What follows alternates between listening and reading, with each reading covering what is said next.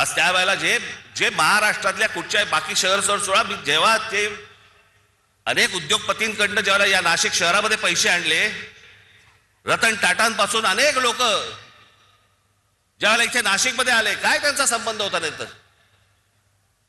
साधी गोष्ट नुसतं फक्त वाचून दाखवतो, तुम्हाला कळेल की काय काय पहिले फक्त 5 वर्षात काय झालं. आज नाशिक शहराला मुकणे धरणापासून आपण त्यावेळेला पाईपलाईन आणली. नाशिकच्या पाण्याचा पुढच्या साधारणपणे 50-60 वर्षाचा पाण्याचा प्रश्न संपवून टाकला.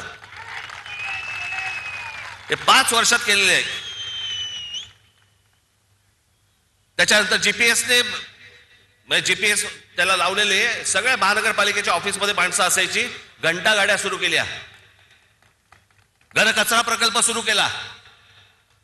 ज्या घनकचरा प्रकल्पाबद्दल तिकडे त्या कचऱ्यामधनं विटा, खत, सगळ्या गोष्टी आज नाशिकमधले अनेक शेतकरी घेऊन जात आहेत. तिथून जाता येताना तुम्हाला वास पण येणार नाही की इथे घनकचरा प्रकल्प आहे म्हणून. वाहतूक पेटांचं सुशोभीकरण केलं. बोटॅनिकल गार्डन इथे एक जागा होती, त्या गार्डनचं केलं. मी रतन टाटांकडे ज्याला मी गेलो ते प्रकल्प घेऊन, त्यांना आवडलं. त्यांनी मला विचारलं किती खर्च आहे. मी म्हटलं 3-4-5 कोटी रुपये खर्च येईल त्याला. डन बोलले, नक्की. त्यांची सगळी माणसं लावली,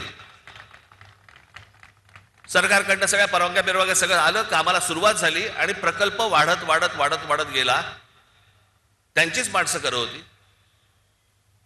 शेवटी तो प्रकल्प ज्यावेळेला पूर्ण झाला त्यावेळेला रतन टाटांकडनं जवळपास 14 ते 15 कोटी रुपये टाकले गेले होते त्याच्यात. त्या बोटॅनिकल गार्डनची काय अवस्था करून ठेवली आज गेल्या 5 वर्षात.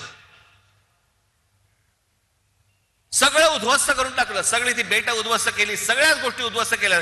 इथे तुमच्या ते चिल्ड्रन एज्युकेशन पार्क, गोदापारचं जॉगिंग ट्रॅक, स्वर्गीय माननीय बाळासाहेब ठाकरेंच्या नावाने ऐतिहासिक ते शस्त्र संग्रहालय केलं होतं, ते उद्ध्वस्त करून टाकलं.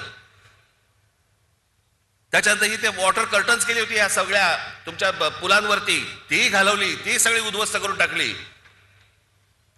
नाशिक वरती त्यावेळेला आम्ही ज्याला आलो त्याला 700 कोटी रुपयांचं कर्ज होतं. ती नाशिक महानगरपालिका 700 कोटी कर्ज मुक्त महानगरपालिका त्यावेळेला आम्ही करून दिली. आणि सगळ्यात महत्वाची गोष्ट, त्या संपूर्ण 5 वर्षाच्या काळात विरोधी पक्षातले लोक बसले होते, भाजपवालेही बसले होते, सगळेच बसले होते. त्या संपूर्ण 5 वर्षाच्या काळात विरोधी पक्षाकडनं एकही भ्रष्टाचाराचा आरोप झाला नाही, अशी ती महानगरपालिका होती.